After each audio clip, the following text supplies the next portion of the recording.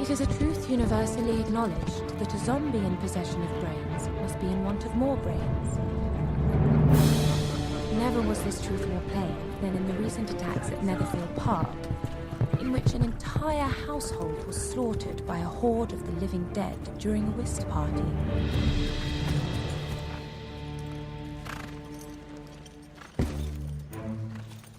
Who goes there? Who goes there? Darcy. Colonel Darcy.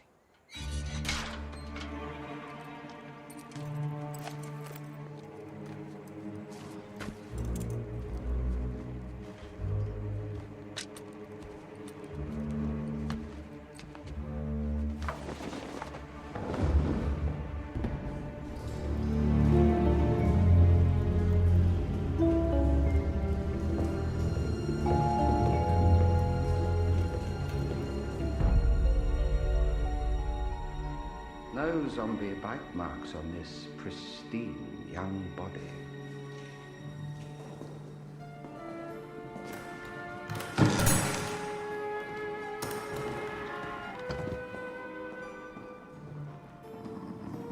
Father, how are you able to discern that the wound on my rib was from fencing? Been at this a long time, my son. I have no wound.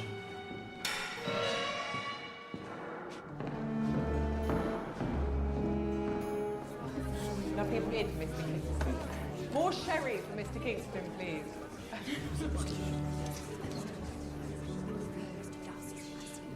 Darcy? Carry on. You have absolutely nothing to hide. Please, everyone, enjoy.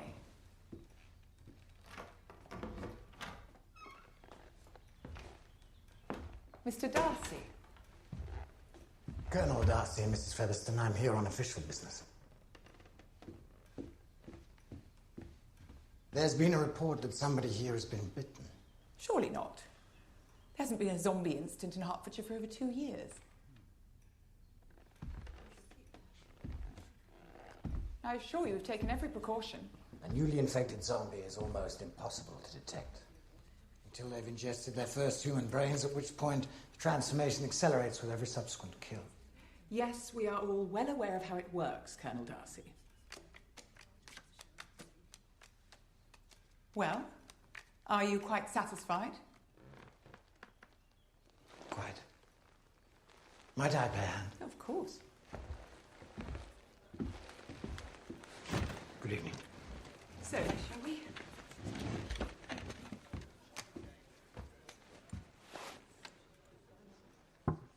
A potion? Flies, Mum. I beg your pardon? Carrion flies. They're in the possession of but one truly enviable talent. The ability to detect dead flesh. I've won the trick. Very crafty players, the Kingston. I dare say the buzzing is frightfully loud.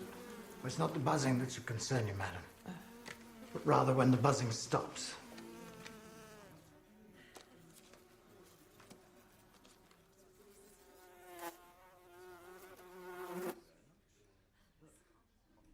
Oh dear.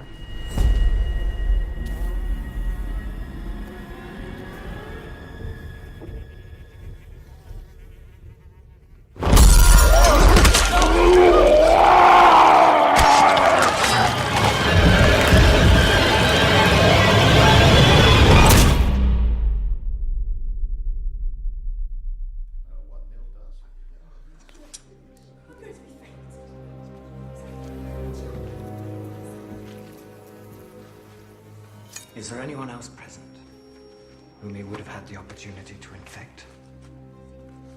A family member, perhaps?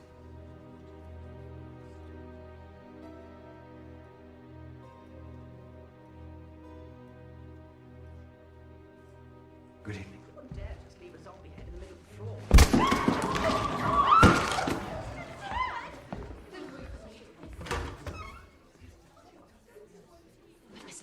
His niece is here. There was no need to put that girl through Mr. Darcy's interrogation. Cassandra, come back! Annabelle? Where are you?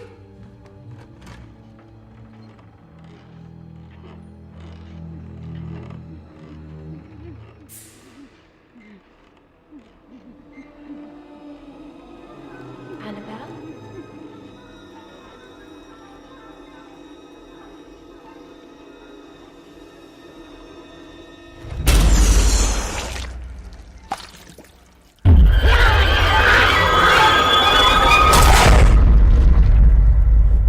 It wasn't always like this, my dear daughters.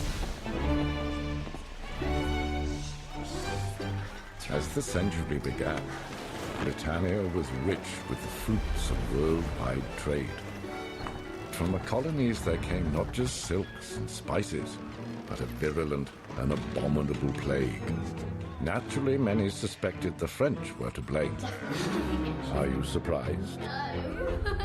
Once bitten, the newly infected were filled with an insatiable hunger for the brains of the living. Millions perished, only to rise again as legions of implacable undead. So certain did it seem the end of days had come that even the 4 horsemen of the apocalypse are said to have ascended from hell. To protect the living, the Grand Barrier was built, a 100-foot wall encircling London. Then excavation began on the Royal Canal, a vast moat 30 fathoms deep surrounding both the city and its walls. The land twixt the 2 fortifications became known as the In-Between. At this time, it became fashionable to study the deadly arts of the Orient. Japan for the wealthy, China for the wise. In the Second Battle of Kent, one of the bridges across the Royal Canal was breached. Ravenous zombie hordes massacred every villager of the In-Between. It was said the sight of this slaughter drove young King George mad. When the battle was finally won, he ordered the destruction of all the bridges save one, Hingham Bridge, which to this day remains the only means by which to cross the Royal Canal. Many believed the enemy was finally vanquished. The gentry began to leave the safe confines of London's defences for their newly fortified country estates. But vigilance is still of the essence. Remember this. Keep your swords as sharp as your wit, for the ultimate battle between the living and the undead has yet to be staged.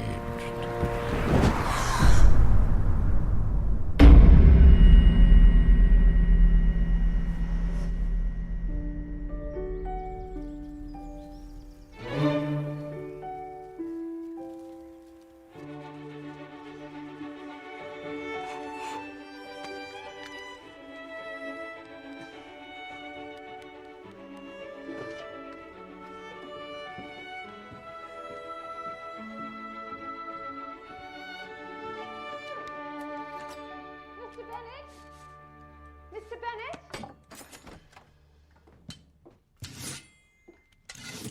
Mr. Bennet, have you heard that Netherfield Park is occupied again? By a Mr. Bingley, a young, single man of large fortune. Mrs. Long says his income is 4,000 or 5,000 a year. He is attending the village dance tonight. How does this concern our warrior daughters? How can you be so tiresome? You know I mean for him to marry one of them. Daughters do not dance well with masticated brains, Mrs. Bennet. You, sir, have already put them at a decided social disadvantage by insisting they do their combat training in China as opposed to Japan. The Chinese deadly arts have no equal. I, for one, would trade nothing for my Shaolin training. You mustn't speak like that, Lizzie. I should like to go to the dance. Do you think Mr. Bingley's handsome? With his income, Lydia, you'd think him handsome if he had half a zombie face.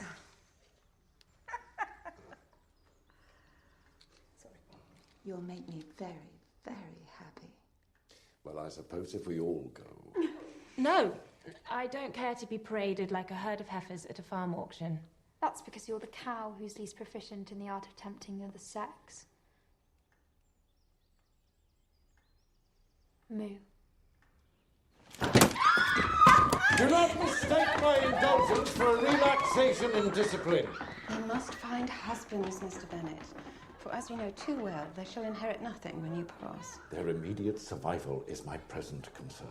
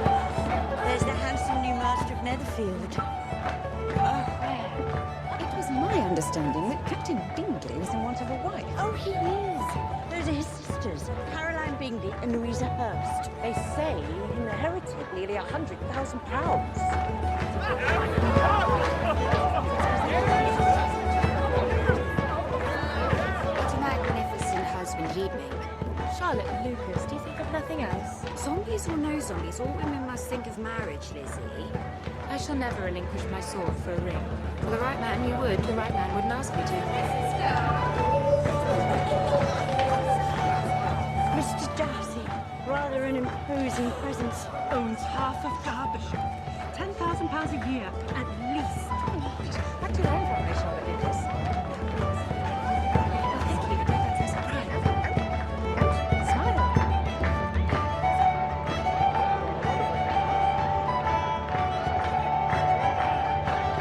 Welcome, dear friend.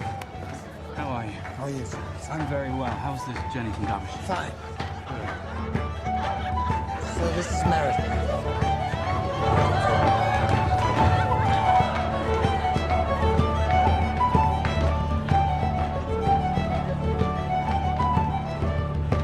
She's the most beautiful creature I ever beheld. She smiles too much. She's an angel.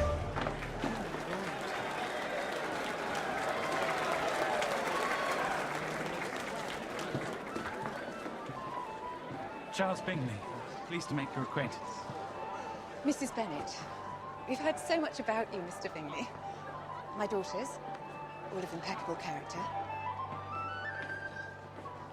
Well, may I introduce my friend, Mr.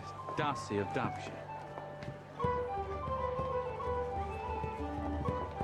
Are you enjoying Hertfordshire, Mr. Bingley?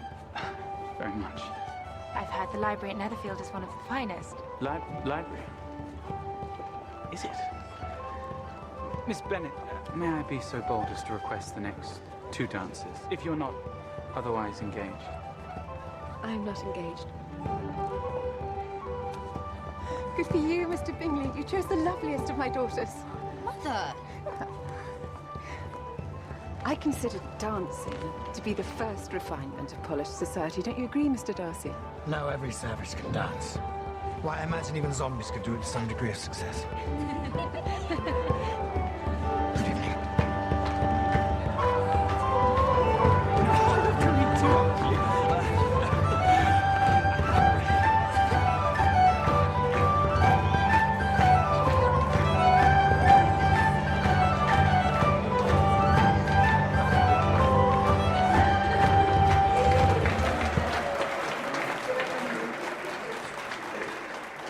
Please don't forget our next dance, Miss Bennet.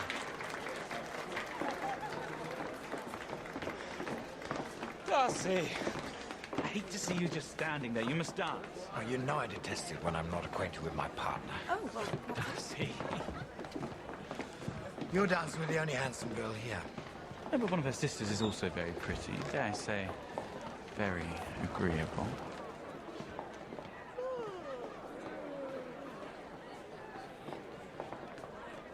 Well, she's tolerable, but... Tolerable? Yes, tolerable. But not handsome enough to tempt me. Nor any other man here, apparently. Darcy, your standards, my dear fellow... Oh, that is unfortunate.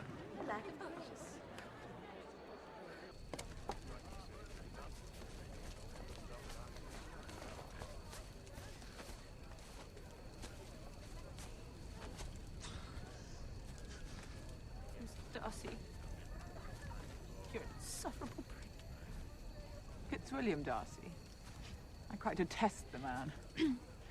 So high and so conceited, I can't endure him. Indeed. Wouldn't dance with him if you had... Mrs. Featherstone.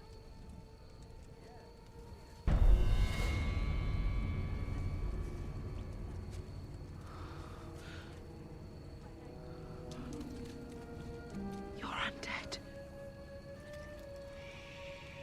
I've come to tell you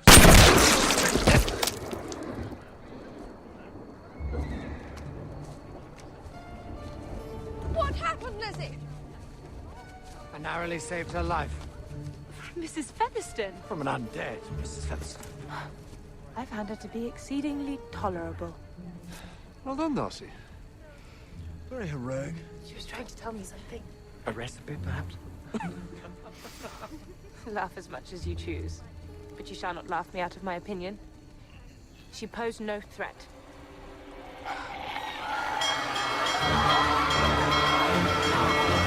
We're under attack!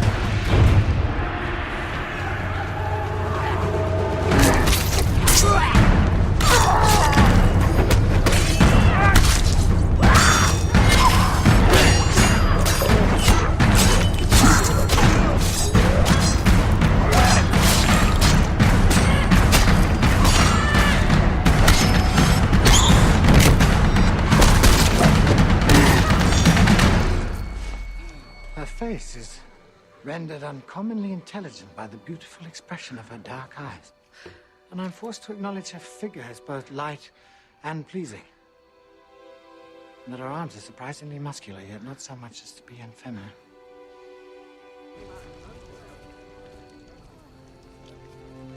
Oh, Lizzie, I never saw such laddie manners. So much ease with such good breeding. I give you leave to like him. You've liked many a stupider person. He's just what a young man ought to be. Good-humoured, lively, handsome, and... Quite rich. Which a young man ought likewise to be, if he possibly can. Not as rich as Darcy. I saw how you looked at him when he first walked in the dance. As if I hated him. As if you liked him. Until his manners gave me disgust. He acted as if he were above our company and above being pleased. Admit you find him handsome. Handsome is as handsome does. Mr. Darcy is therefore a very ill-looking man. Oh, no! You will knock the house down! Never have I encountered a man so consumed by his own pride. One cannot wonder that so very fine a young man with family, fortune, everything in his favour should think highly of himself. If I may so express it, he has a right to be proud. I can easily forgive his pride, if he had not mortified mine. Pride is a very common failing, I believe. Vanity and pride are different things, though the words are often used synonymously. Has he made you proud without being vain? Pride relates more to our opinion of ourselves, and vanity to what we would have others think of us.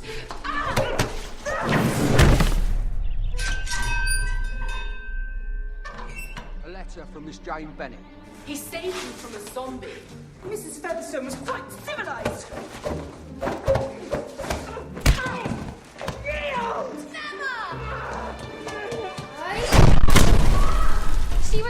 you, Lizzie. Thank goodness he was there.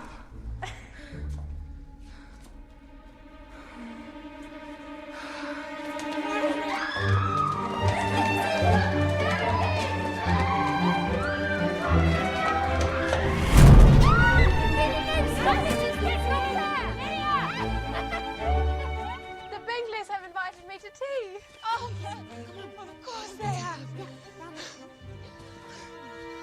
What? Truly, I'd much rather go by coach. You had much better go on horseback, for it seems likely to rain. Then you must stay all night. That would be a good scheme, if you were sure they would not send her home. Mother, I really would prefer the carriage. Jane, Mr. Bingley undoubtedly likes you, but in 9 cases out of 10, a woman had far better show more affection than she feels. Enough. Go quickly now. The zombies spring easily from the wet earth.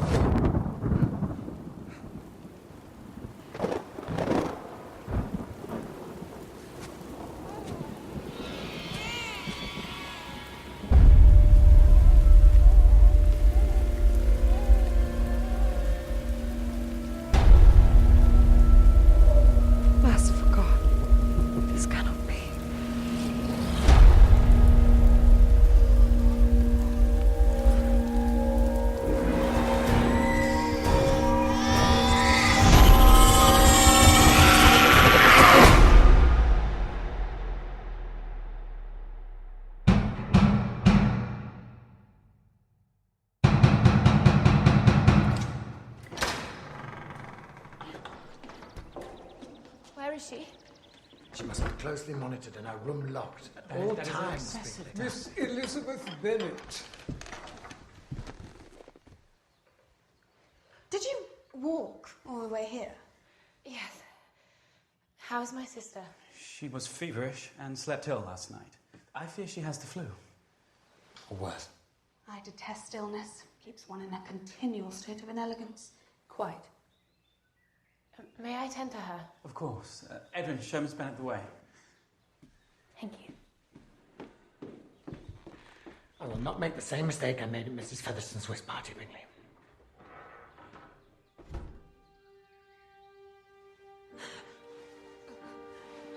Oh, Janie. Miss Bennet. The physician has arrived. Please.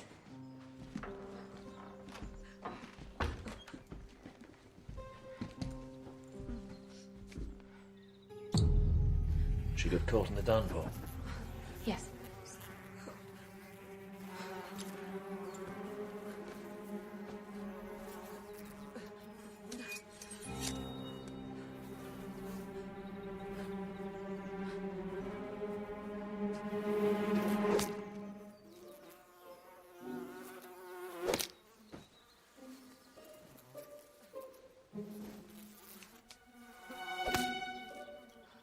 The wound, Doctor. Her musket backfired.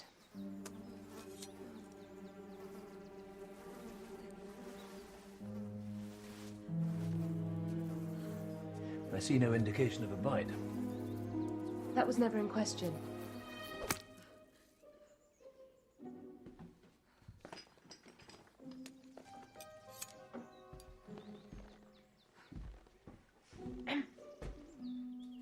believe that these belong to you.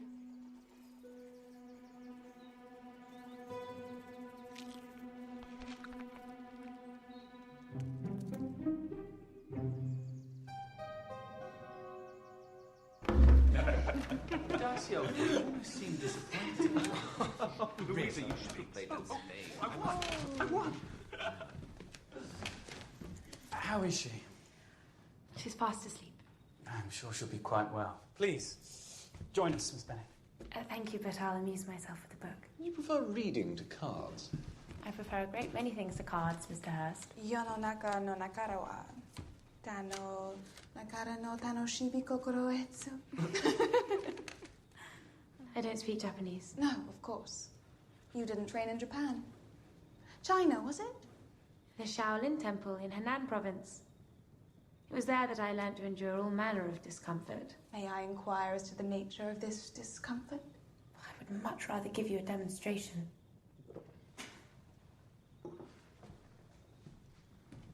Mr. Darcy, is your sister much grown since the spring?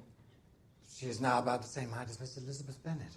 I don't believe I've ever met a girl who was so extremely accomplished. The word accomplished is far too liberally applied to young ladies today, but my sister Georgiana does deserve that distinction. Not only is she a master of the female arts, but the deadly as well. I cannot boast of knowing more than half a dozen in the whole range of my acquaintance that is thus accomplished. Nor I, I'm sure. Then, Mr. Darcy, you must comprehend a great deal in your idea of an accomplished woman. I do. A woman must have a thorough knowledge of music, singing, drawing, dancing, and modern languages. She must be well trained in the fighting styles of the Kyoto masters and the weapons and tactics of modern Europe. Or the term would only be half deserved. I knew no 6 such women. I wonder now that you're knowing any. Are you so severe on your own sex? A woman is either highly trained or highly refined. One cannot afford the luxury of both in such times.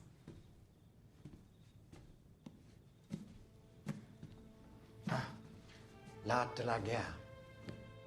The art of war. Have you not read it in its original Wu dialect? Alas. 蒙山经马的故事是兵法。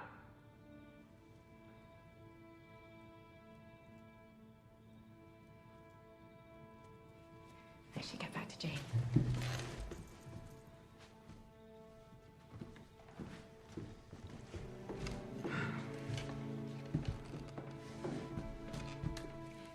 She is one of those young ladies who seeks to recommend themselves to men by undervaluing their own sex. Undoubtedly.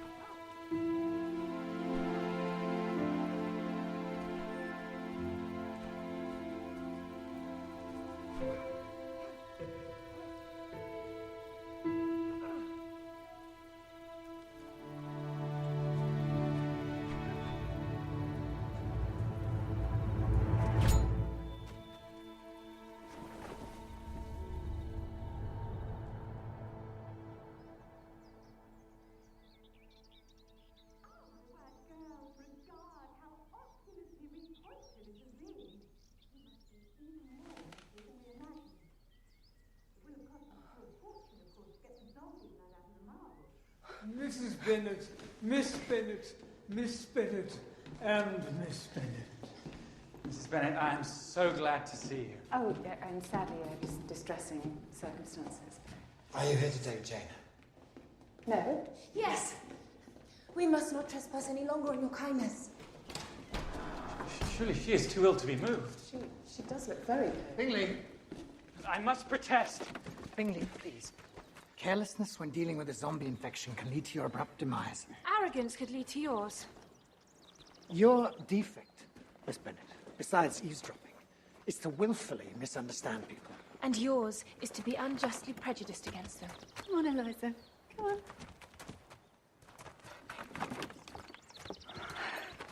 Mr. Bingley. I know just the thing to break this terrible tension and lift the spirits of the county. A ball at Netherfield. Out of the question. The security arrangements alone. It's a brilliant idea. When Jane is recovered, you shall, if you please, name the day. I should be honoured.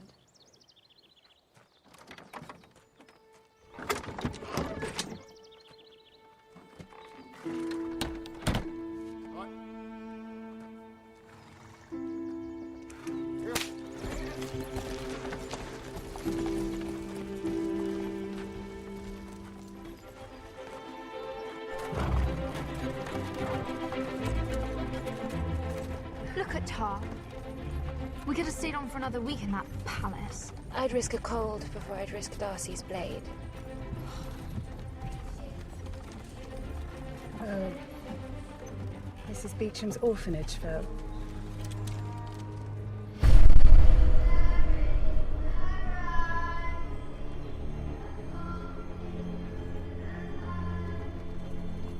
There will be an addition to our party for dinner tonight. It would appear your health is fully restored. Quite recovered, Papa. I know of no one who is coming. The person of whom I speak is a certain gentleman.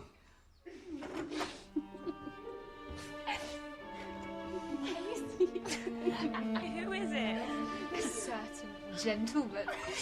What is that odious man doing? He is perusing his future property. See, this estate must by law go to a male heir. Now that odious man, Mr. Collins, may, the moment I am dead, toss you all out of this house at his pleasure. Tell me, to which of my fair cousins do I owe the compliments of the excellent, and I repeat, excellent cooking? My daughters were trained for battle, sir, not the kitchen. Quite, Mr. Bennet. My patroness is not only the king's richest subject, but deadliest, singularly dedicated to the annihilation of the undead. I assume you have all heard of Lady Catherine de Bourgh.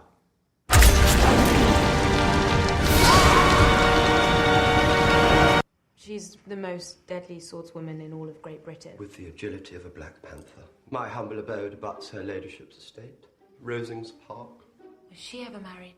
Widowed, sadly. She has one daughter, Anne, who is unfortunately of a sickly constitution. Has Anne been presented? Oh, no. No, Mrs. Bennet.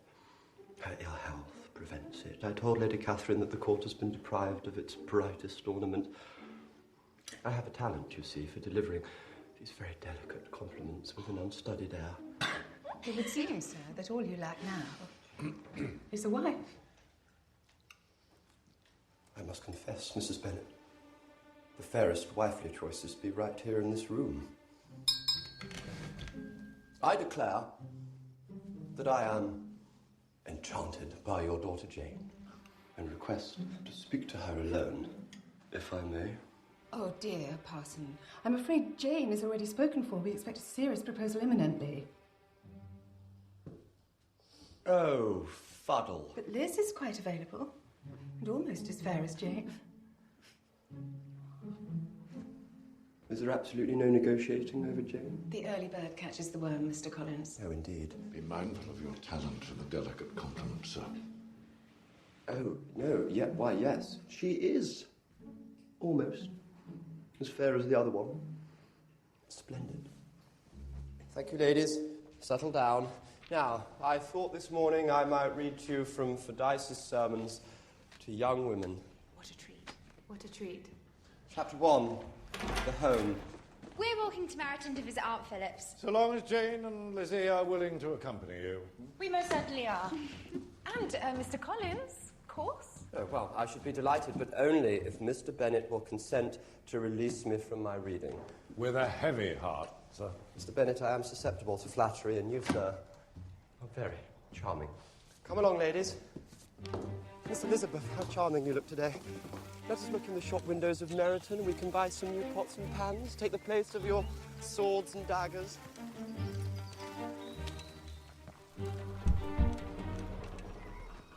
Oh. Is there some sort of trouble? Oh, it appears there is.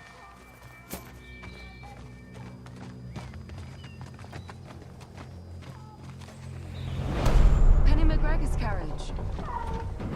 Someone's trapped inside. Jane!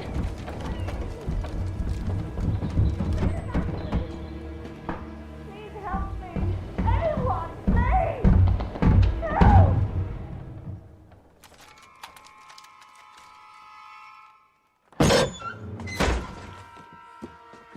That was a horrible accident. But I survived. I survived, Janie. Not in the traditional sense of the word.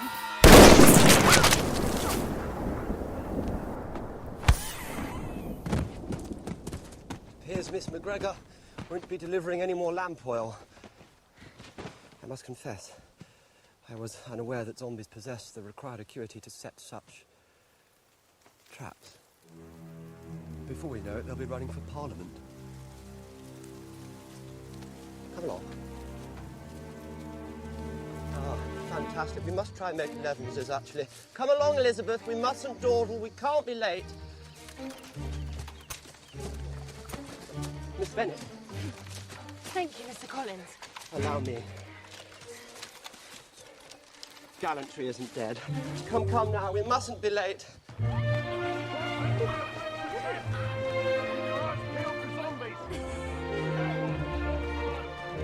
This must be the extra militia they stationed here in Meryton. Look at him. Lieutenant Denny! Who's that with him? Miss Lydia Bennett and Miss Catherine Bennett, Lieutenant Wickham, who's just been assigned to our Meryton regiment to deal with the zombie resurgence. I bet you're fearful handsome in your regiment. Lydia. Miss Jane Bennett, Miss Elizabeth Bennett, may I introduce George Wickham. He's a lieutenant. This is our cousin, Mr. Collins. Parson Collins. Aren't we overdue at the Phillips? Walk us, I fear I have a prior engagement. Mr. Wickham. Yes, enchanted. She is baking, so we mustn't be late. I said she is baking. I was very keen to be on time because apparently Aunt Philip's muffins are splendid, you see. Is that so? Yeah, and Lady Catherine herself abhors tardiness, and actually it's instilled me with a real sense of order. Lady Thank you for Catherine accompanying us and enduring my younger sisters. It's my pleasure. Are you going to be stationed here all winter, Mr. Wickham? Well, that depends entirely what the Manky Dreadfuls have in store for us, Miss Bennett. Mr. Bingley! Oh. We were just on our way to Longbourn. Mr. Bingley, you promised you'd throw a ball at Netherfield. Are you quite recovered? She is. Then I shall begin the preparations immediately for the most glorious ball Hertfordshire has ever seen. Can Lieutenant Wickham come? Of course. An invitation shall be sent to all my fellow officers. Excuse me. Good day, Miss Jane. There you are, my beautiful nieces. Oh. Please join us, Mr. Wickham. No, duty calls, I'm afraid. Oh. I must know, Mr. Wickham. What is amiss between you and Mr. Darcy? Are you much acquainted with him?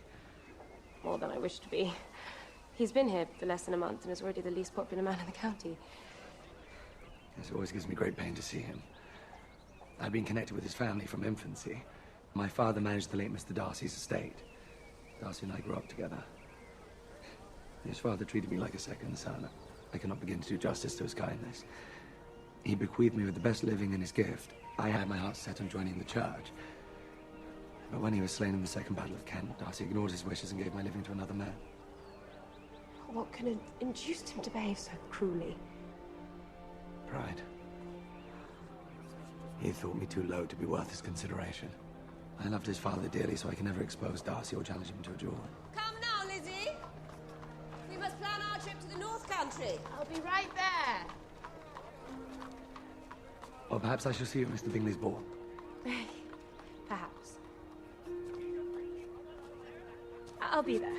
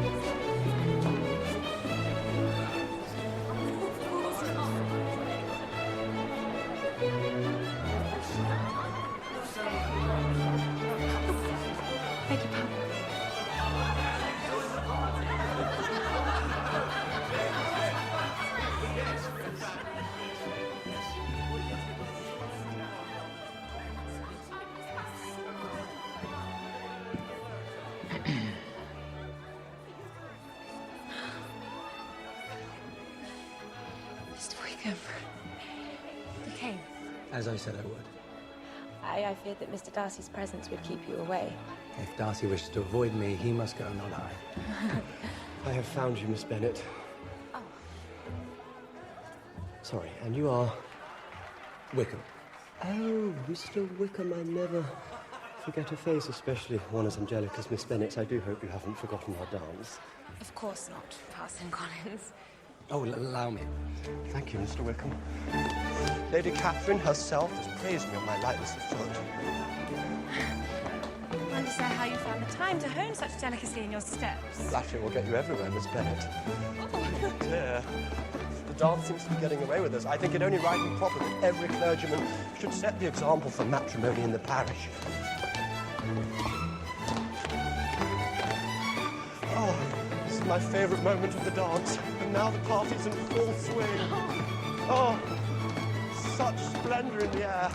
The parson may no longer lead a chaste life, my fair cousin. Mr. Collins, please keep your voice down. Oh, splendid. Splendid work, everyone. Thank you for your attention. Everyone did valiantly. Miss Bennet, it is my intention to remain very close to you throughout all the evening. May I have the next dance? Yes.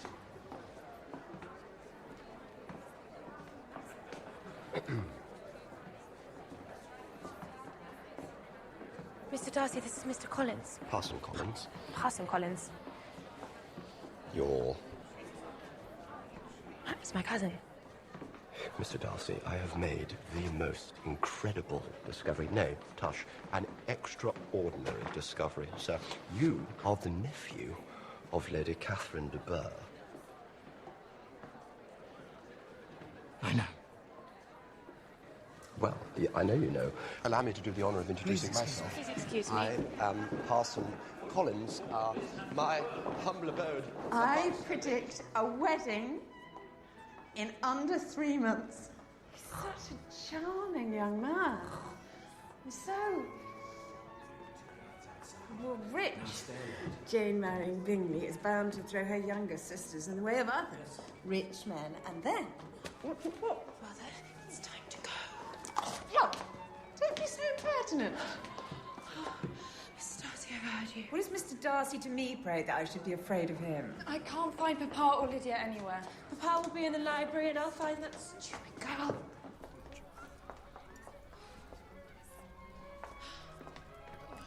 Edwin, where is dessert?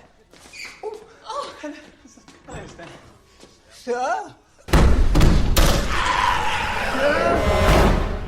We must find Darcy immediately. There's no time.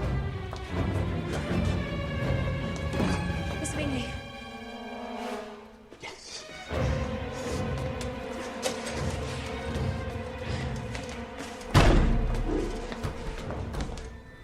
All the lanterns have been snuffed out.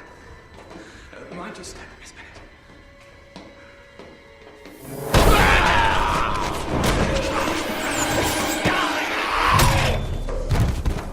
Bingley.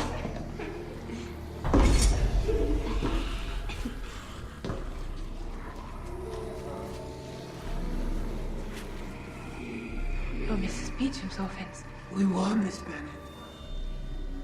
How did you get in here? Our new friend showed us the way in.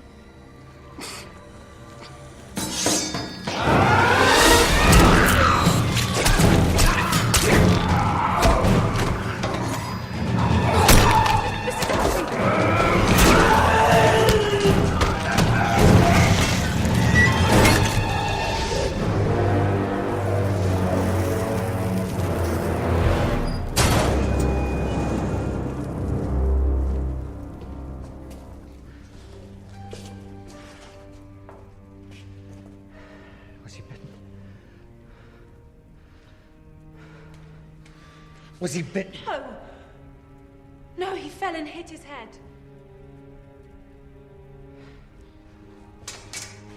Bingley. Wake up. Come on, jump.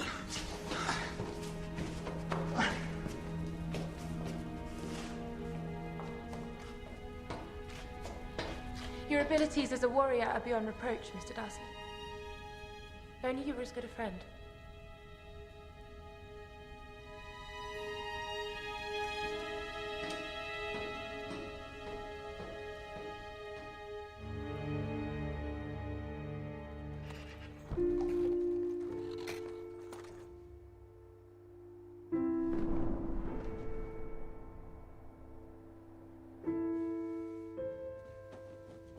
Dear Jane, we've decided to close down Netherfield and return to London.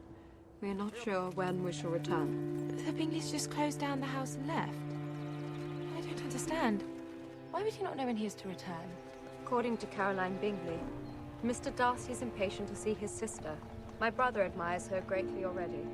He will now be seeing her frequently and on the most intimate footing. Am I wrong, my dearest Jane, in indulging the hope of an event which will secure the happiness of so many? Obviously she knows her brother is in love with you and wants him to marry Miss Darcy. If Mr. Bingley truly loves me, nothing can keep us apart. No one who has ever seen you together can doubt his affection. I'm sure Mr. Bingley will be back soon, and that there's a good reason for all this.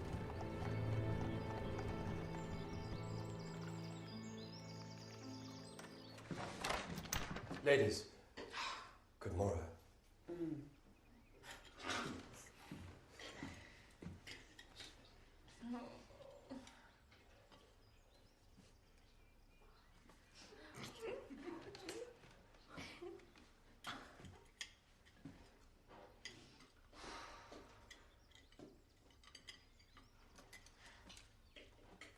Mr. Collins would like a private audience with your sister. What was this? Out! Come on, Lisa, nothing to say. Jane.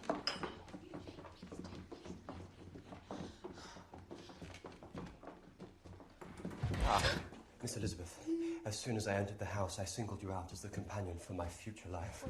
Oh, no. I am convinced marrying you will add very greatly to my happiness.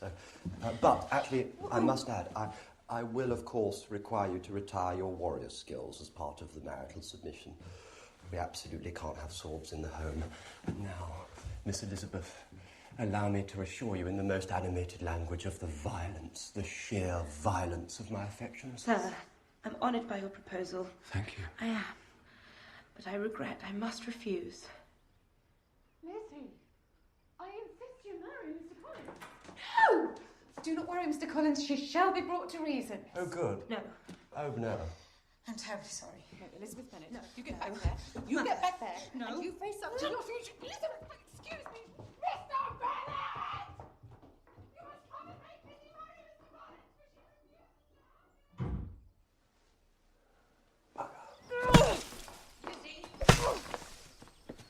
Lizzie, you will marry Mr. Collins, or I will never speak to you again. You talk to her. Lizzie, an unhappy alternative is before you. Your mother will never speak to you again if you do not marry Mr. Collins. And I will never speak to you again if you do.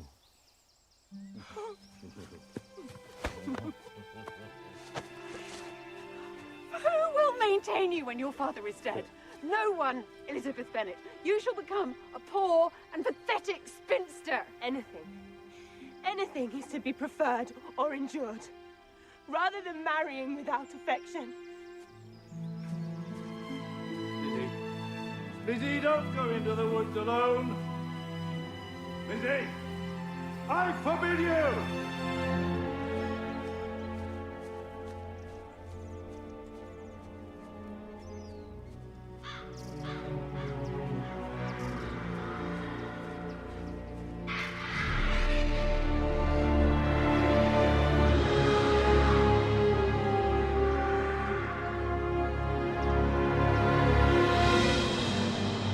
Elizabeth.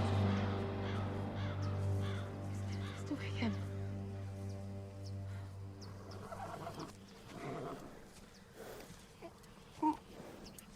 You vanished at the ball. Yes. I felt it would have been selfish of me to seek an encounter with Darcy. Would have ruined the ball for anyone who witnessed it.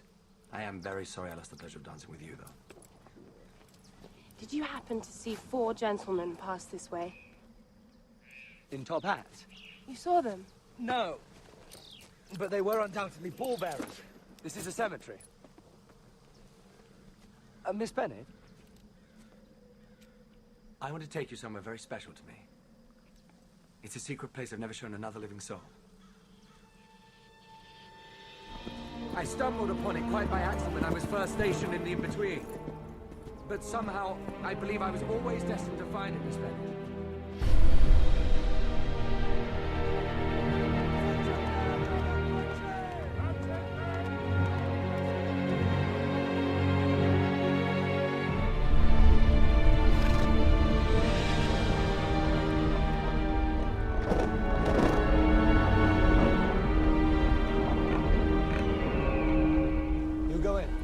Join you after I see to my horse.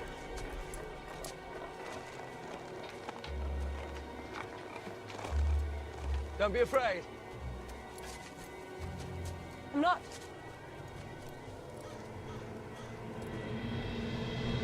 And I brought your fathers out of Egypt, and he came under the sea. The Egyptians crowned their fathers with chariots and horsemen at the Red Sea. And when they cried with the Lord, he put darkness between you and the Egyptians, and brought this upon them. He that believeth in me, though he were dead, yet shall he live. You're quite rude. And Jesus cried out with a loud voice, No, don't. It's all right. Happy are those who are called to his Son.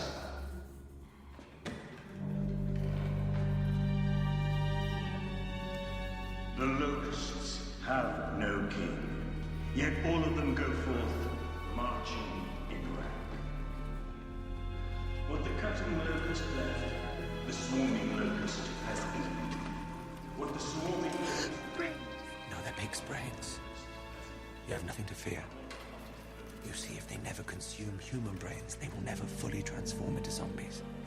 St. Lazarus is the key to finally ending the struggle between the living and the undead. We must force some kind of understanding with the most advanced among them. Well, surely the Crown will support such a venture. The war has almost bankrupted Great Britain. I know not where to turn. It's only a matter of time before they outnumber us.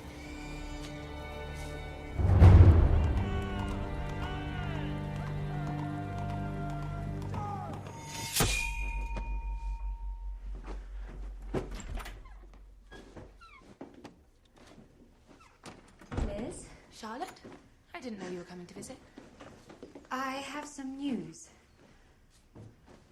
I'm engaged to be married to Mr. Collins.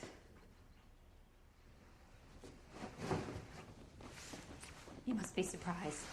I'm not. I'm relieved. I believe that my chance of happiness with him is as fair as most women can hope for.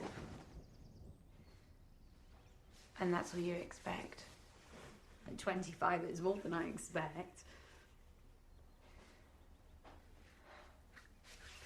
Charlotte, if you're happy for you, then I am too. Well, I'm to be presented to Lady Catherine, and if I'm to stay the night at Mr. Collins' rectory, I will require a chaperone. Charlotte. She's said to be quite an imposing figure, and the thought of facing her without you makes me deathly nervous, so please.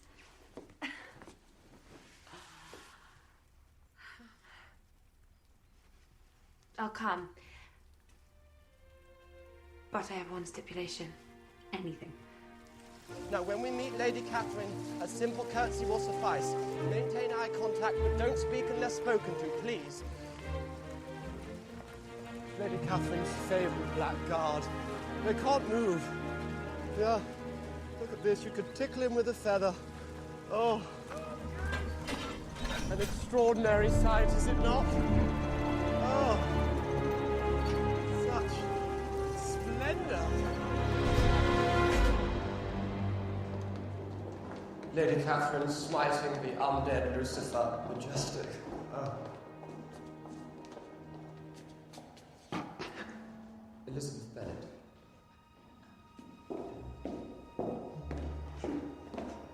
The four horsemen of the zombie apocalypse. When they appear, the end of days is nigh. This way. Yes.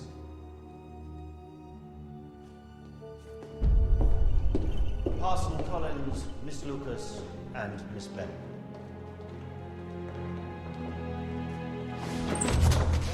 Sorry. Lady Catherine. Mr. Burr. Lady Catherine. So you are Elizabeth Bennet? Yes, I am, your ladyship. This is my daughter.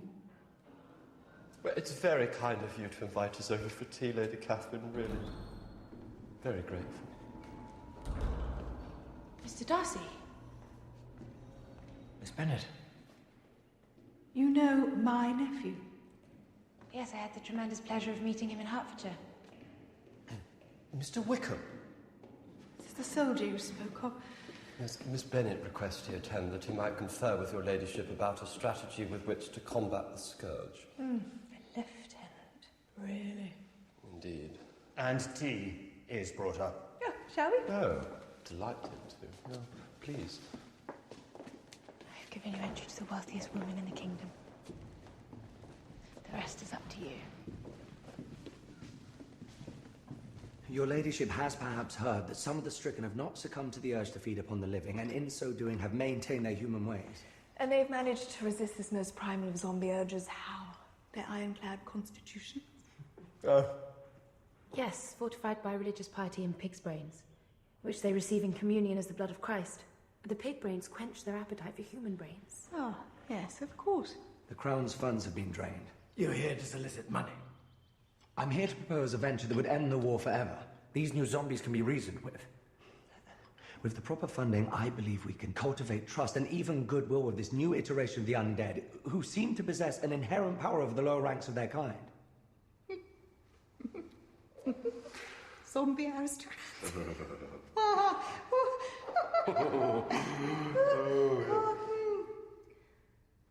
I prefer to think of them as souls lost in purgatory. Yeah. The common hordes look to them for leadership. It takes just one of them to realize their power and then to lead the hordes into battle. The undead are like locusts. Locusts? They go forth and destroy. They have no use for leaders. Oh, except one, actually. Oh, well, according to the Book of Revelation, actually, the Antichrist shall lead the undead on the day that shall be the last day of mankind. How cheery, Collins. Thank you, Lady Catherine. Very generous. Franklin, are there more scones? If we could negotiate with this select group of... Aristocrats? To what end? A treaty. Appeasement. Never. Well, then the human race is surely doomed. Your ladyship, the undead will always multiply faster than the living can procreate. 9 months to make a baby, then 16 years to make a soldier, and 1 raw second to make a zombie. You must realize if they were to organize, we cannot defeat them. The only hope is to find a way to coexist with them before they fight their Antichrist. The late Mr. Darcy would have supported such a venture. I have tolerated your presence here long enough, Wickham. Guards!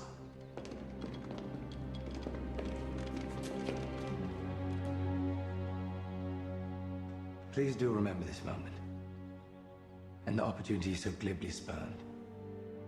The day of the zombie is already broken. Wake and face the light, or slumber into oblivion.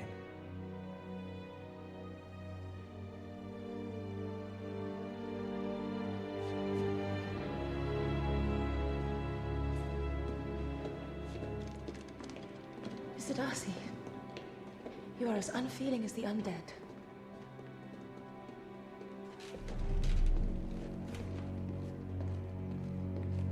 My word.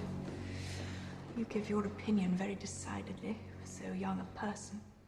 Oh, indeed, Lady Catherine. Well, I would like to say how dutifully behaved I think Lady Anne's been this morning. A real credit to the crest, actually. Would you like a scone, dear?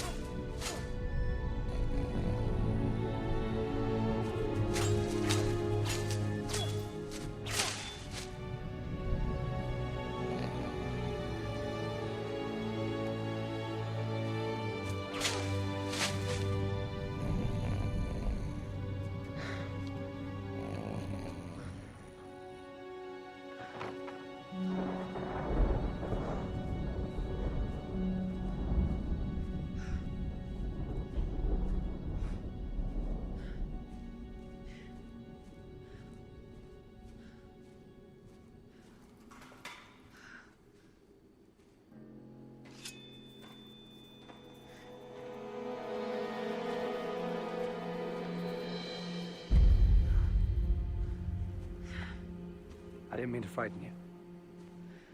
You didn't. No, of course not. Rosings is the safest place in England. You see, that's the problem. Aristos feel invincible within their great houses, but how wrong they are. Their hubris will be their downfall. Downfall. You act as if the undead had already defeated us. I think you and I understand each other, Liz Bennet. Well, the way you championed me earlier, I thought. Mr. Darcy's treatment of you has been utterly despicable, but No more despicable than his treatment of you and your family. I don't understand you, sir. It was Darcy that persuaded Bingley to stay clear of your sister and leave Netherfield. Why? Because he believes your sister to be inferior to his friend. Darcy also convinced Bingley that she's after his fortune and doesn't truly love him. How could you possibly know this? Men talk. Darcy brags about it with his intimates. Miss Bennet, run away with me. You've crossed a line, sir. We're far beyond lines now, Miss Bennet.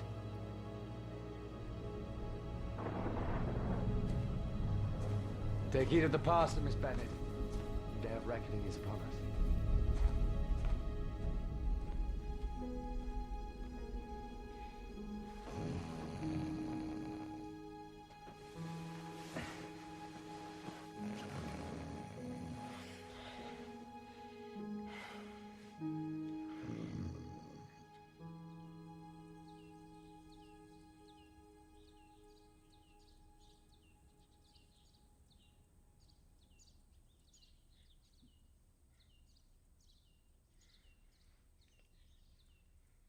Charlotte?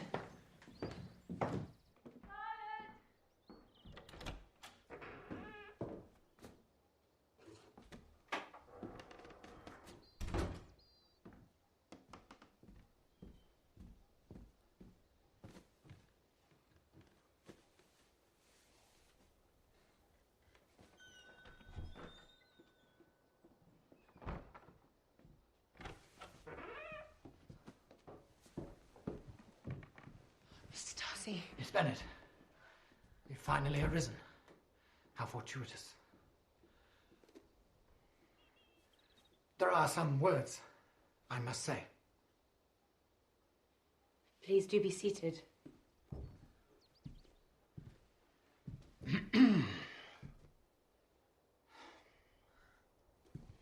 Miss Bennet, although I know many consider you to be decidedly inferior, as a matter of your birth, your family, and your circumstances, my feelings will not be repressed. In vain have I struggled. I've come to feel for you a most ardent admiration and regard which has overcome my better judgment. So now I ask you most fervently to end my turmoil and consent to be my wife.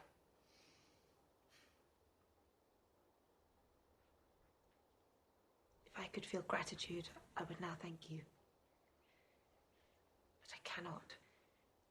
I never desired your good opinion, and you have certainly bestowed it most unwillingly.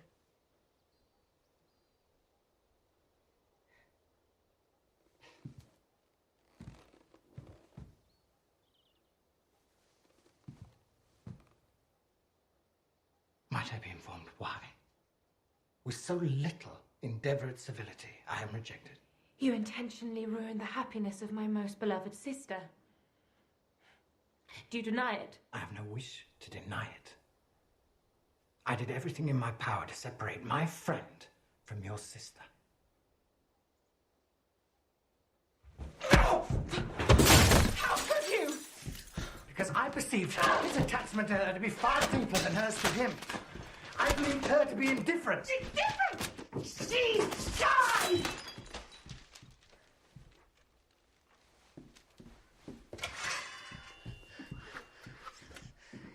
Did you suggest to Mr. Bingley that his fortune had some bearing on the matter? I wouldn't do your sister the dishonour, though it was suggested. By Miss Bingley? By your mother at the ball. Your character was revealed to me many months ago. Was I out of his scandalous misfortunes at your hand? Oh, yeah. Mr. Wickham's misfortunes have been very great indeed.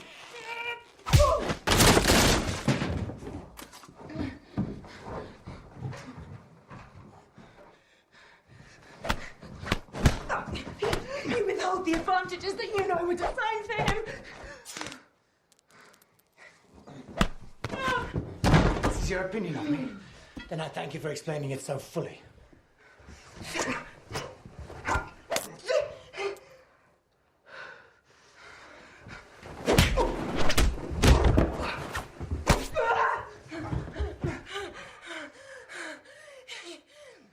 You could not have made the offer of your hand in any possible way that would have tempted me to accept it. I had not known you a month before I felt you were the last man in the world whom I could ever be prevailed on to marry.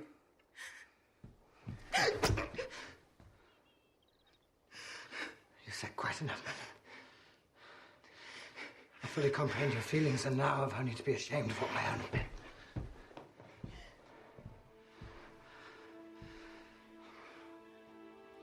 Please forgive me and accept my best wishes for your health and happiness.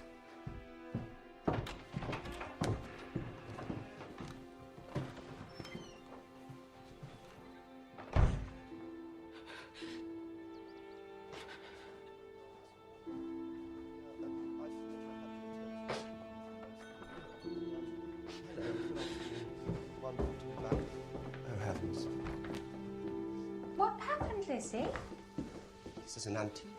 Irreplaceable. Lady Catherine herself delivered this to me. Mr. Darcy. Short of China. Mr. Darcy came by the cottage. Came here. Fabulous. This will need clearing up, Elizabeth.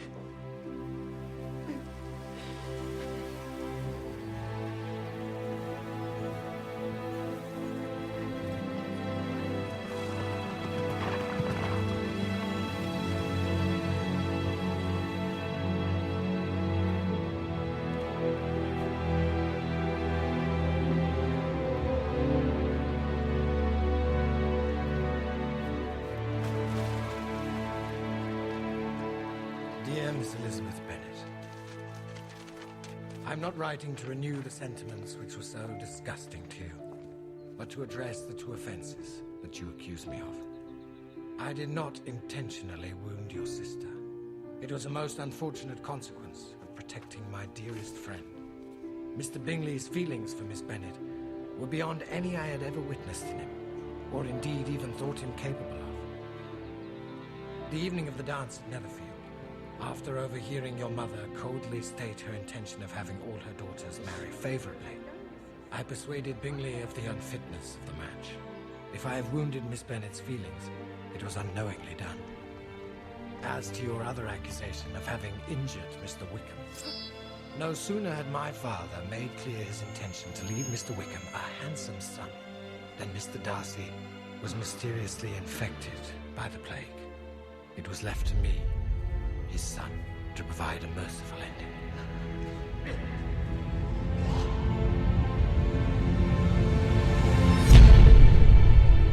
Still, I gave Wickham the inheritance my father left. Wickham squandered it, whereupon he demanded more and more money, until I eventually refused. Thereafter, he severed all ties with me. Last summer, he began a relationship with my 15-year-old sister and convinced her to elope. Mr. Wickham's prime target was her inheritance of £30,000, but revenging himself on me was a strong additional inducement. Fortunately, I was able to persuade my sister of Mr. Wickham's ulterior motives before it was too late. I hope this helps explain, and perhaps mitigate, my behavior in your eyes.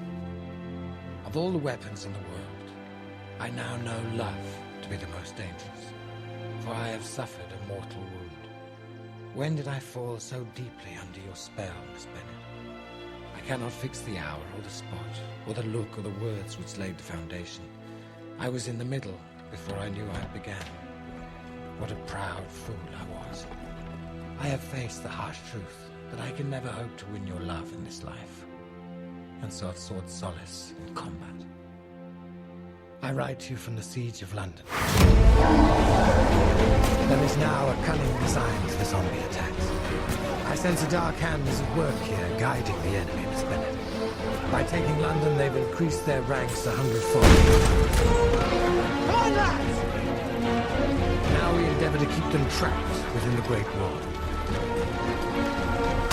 This wasn't a random act of some mindless horde. They struck the palace and both houses. They cut off our head before we could cut off theirs. Keep fighting. Come on, then! If we should fail to contain them, then they breach Ingham Bridge. It'll be as if a great dam has broken, and they'll reach Hertfordshire swiftly. And in overwhelming numbers. Dear Miss Bennet, I implore you to be ready.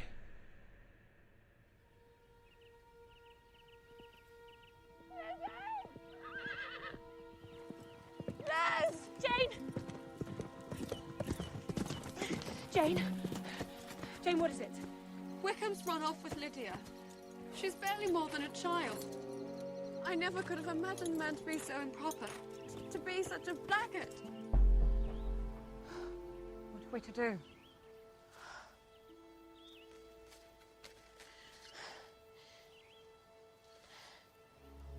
St. Lazarus. I know where she is.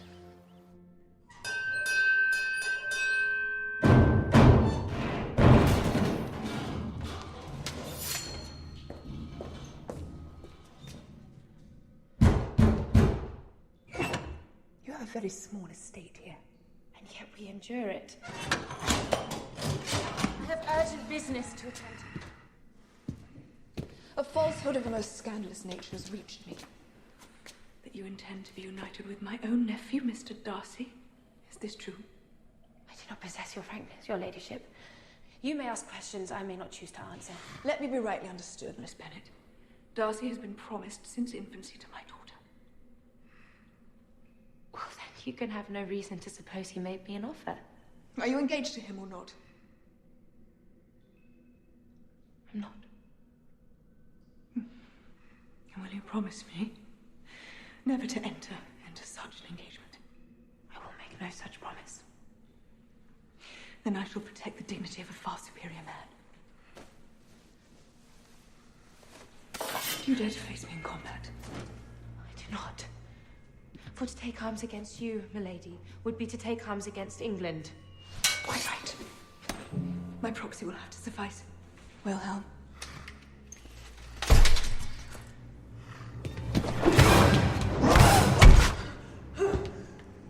Bennett.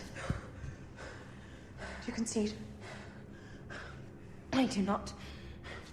My courage always rises at every attempt to intimidate me.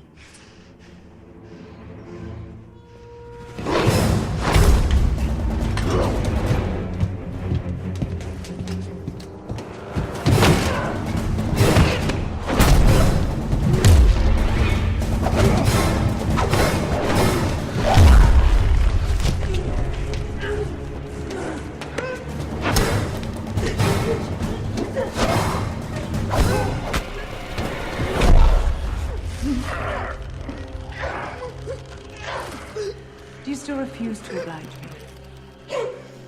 I do!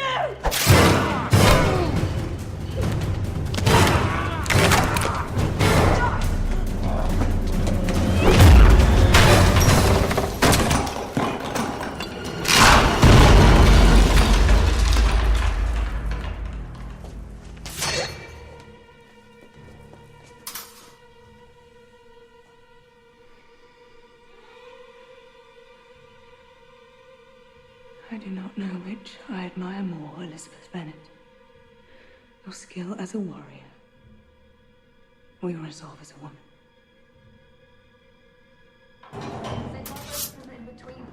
Lydia's honor is at stake. Stop him, Liz. He's going after Lydia and Wickham. Wait, Papa!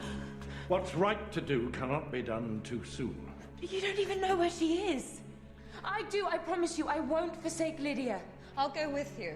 No, you must stay here to help protect Longbourn. Right at once, both of you. I will take the rest of your family back with me to Rosings. There's no safer place in England.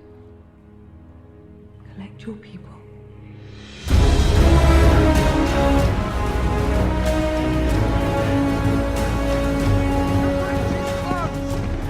It's too dangerous to cross. All of London's fallen to the zombies.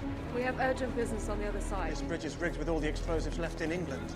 It's to be detonated tomorrow at dawn, when the last squadron withdraw from the in-between. Our boys can't hold them much longer. If the undead of London take the bridge, well, the rest of England will surely be lost.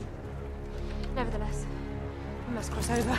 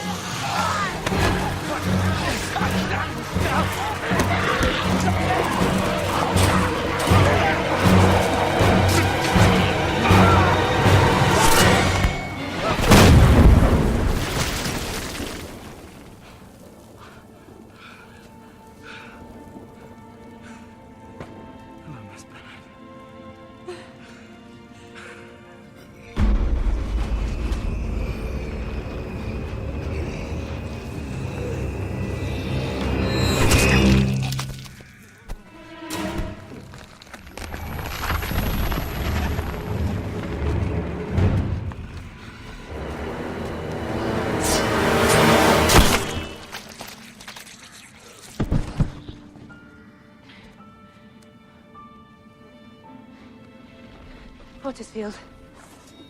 Yes, quite. Pardon? This. What we're standing on. It's an unmarked zombie graveyard. Yes, of course.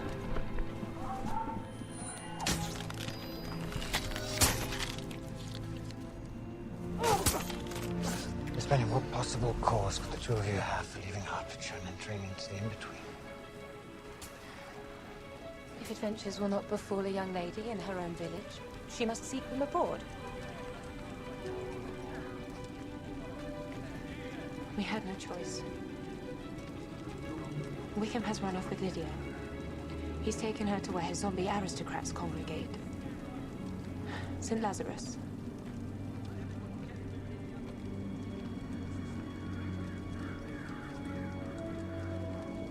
St. Lazarus?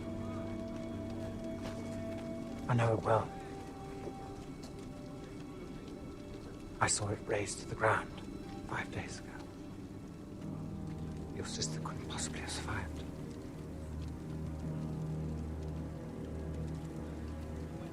I'm profoundly sorry for your loss.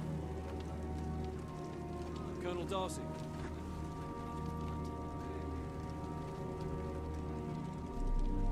I fear I must depart for Hingham Bridge immediately.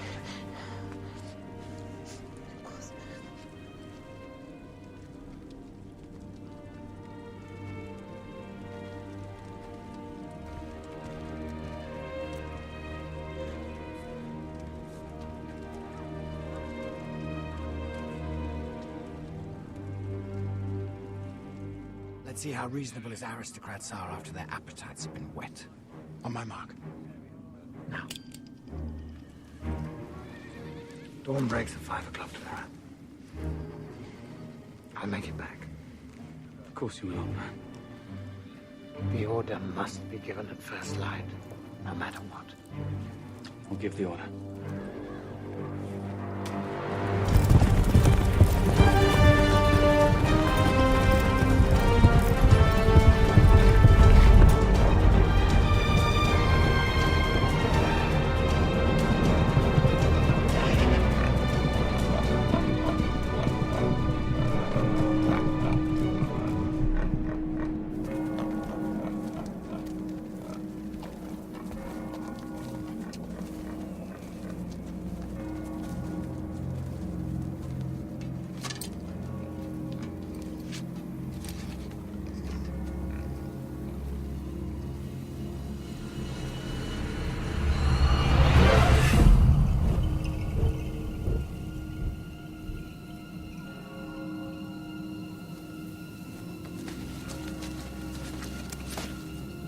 I fear I should not have confided in Darcy.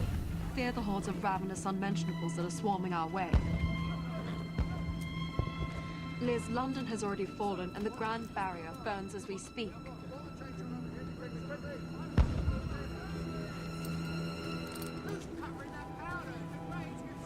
Hingham Bridge is behind us. London's over there. Which direction are you looking in, Mr. Bingley? St. Lazarus.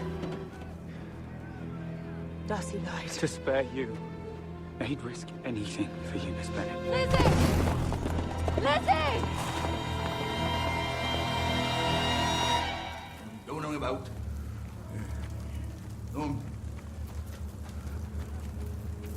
Somebody wouldn't do that. My eye. Who would steal the brains of dead soldiers? Almighty Lazarus, to whom all souls are open, breathe life into our hearts by the insertion of your divine spirit.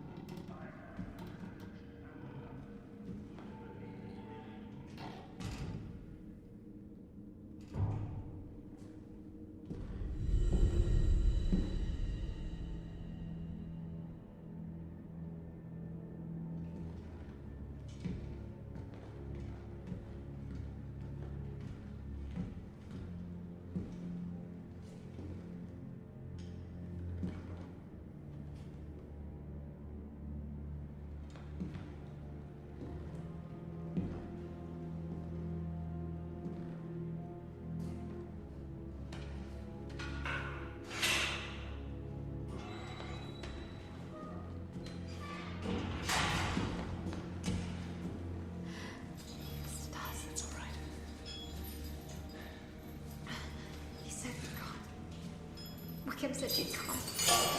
Mrs. Darcy.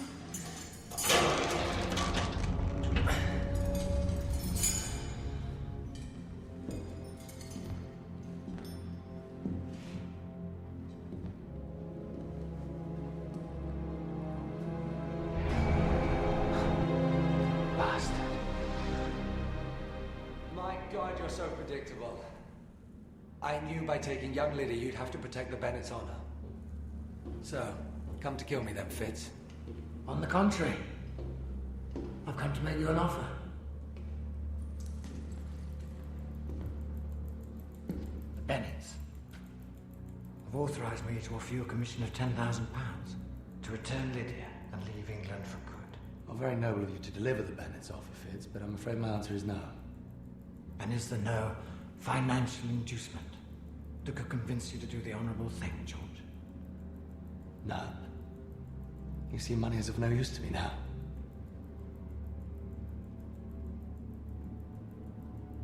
Is that your father's watch? Yes. Give it to me.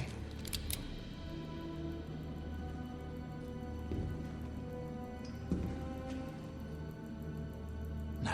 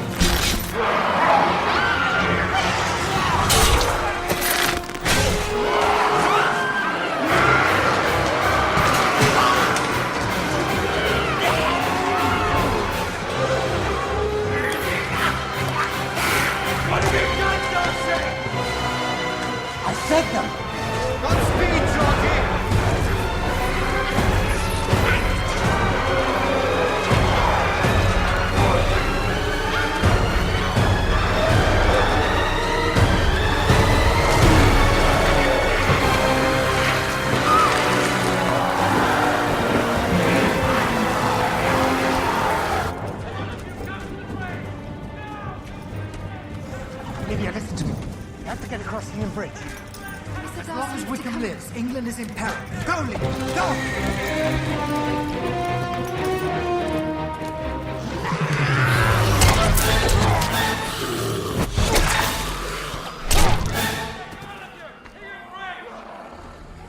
I conquered London, Darcy. Did you really think you could defeat me? I always have.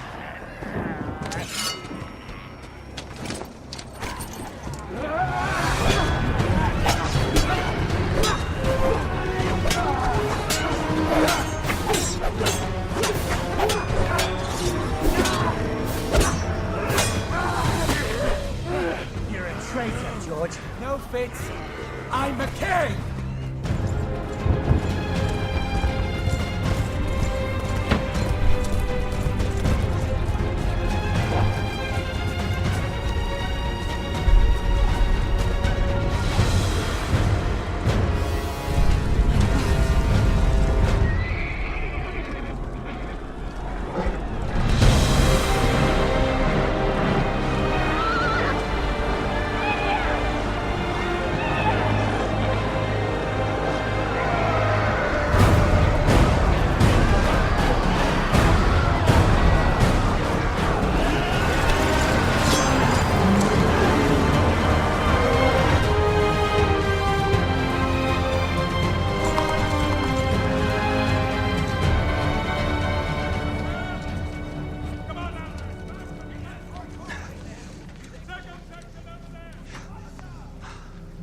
It's time, sir.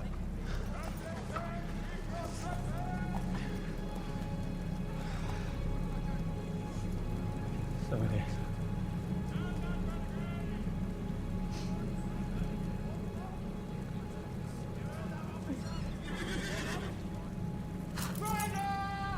Wait!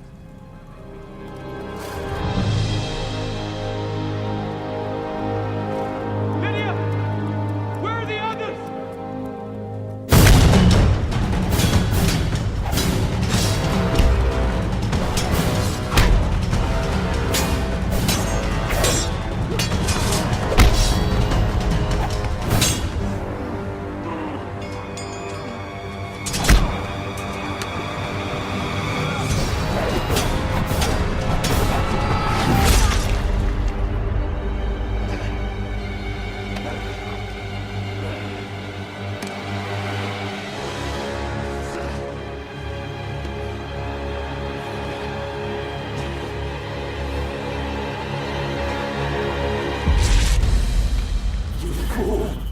one of them all along. If I had the living your father intended me, I never would have been in the army. I never would have been infected. This is your doing, Darcy. Suppressing my hunger was easy. They needed God. I had my hatred of you to sustain me. The four horsemen have risen from hell. The zombie apocalypse is here. I'm the one the undead have been waiting for. The one to lead them. Every life I take, every atrocity I commit, is on your head!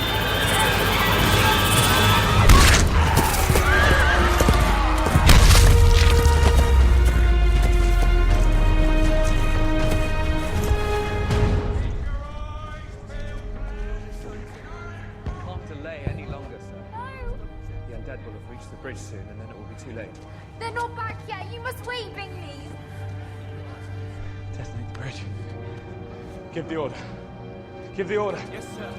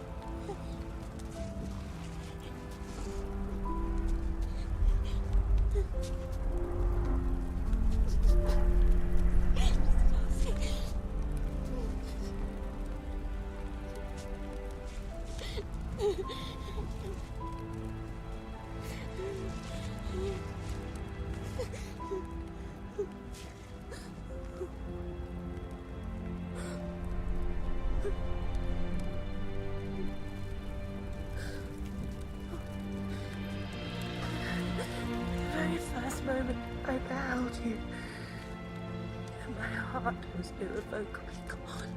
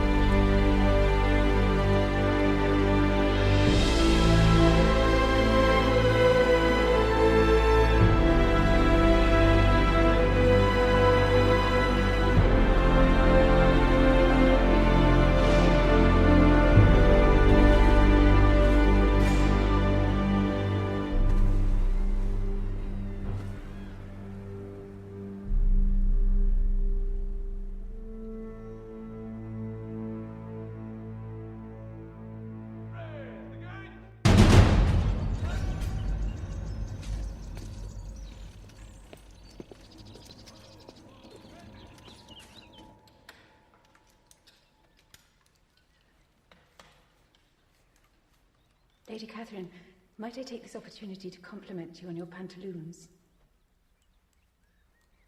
And your eye patch. It's very fetching. Is it function or fashion? Function. Your ladyship. Yes, speaking with Papa in the library. It's Mr. Bingley. Lady Catherine.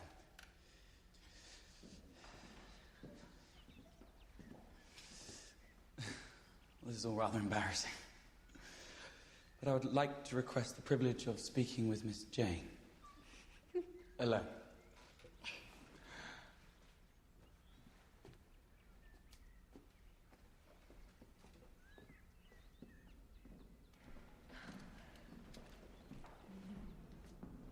Mr. Darcy. My favourite nephew.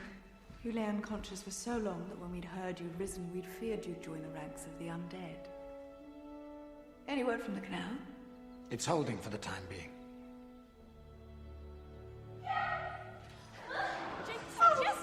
Would you excuse me?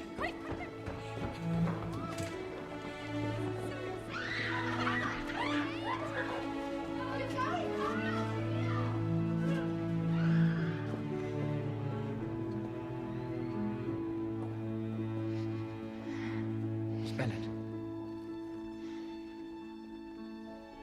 Mr. Darcy. You look as though you're fully mended. I am. Thank you. If it wasn't for you, I'd have surely perished. You have saved me in more ways than one. What you said to me on Hingham Bridge. You heard me. I did. It gave me hope. What? That your feelings towards me may have changed. However, one word from me now will silence me on the subject forever.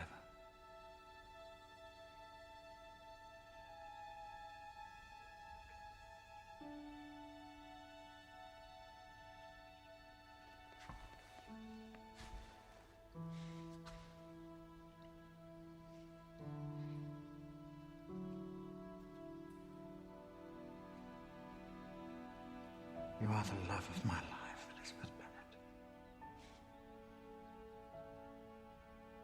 So I ask you now, half in anguish, half in hope, will you do me the great, great honor of taking me for your husband?